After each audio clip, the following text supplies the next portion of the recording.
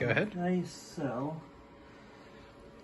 the water in the radiator goes through the pump, and from the pump it goes through the bottom of the video card. Goes in through there, and out through here. Then it goes into the plate, which then goes up to here, goes through this pipe, all the way to the top to the side radiator, and it comes down here. Why is this one all wet here? And then it goes to here. No joking.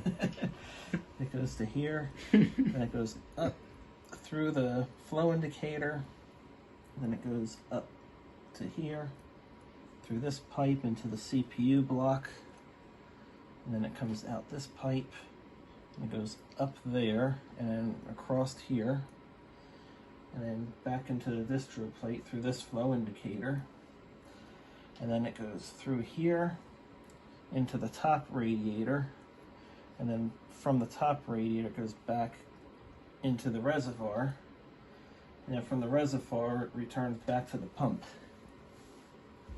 And that's the circuit.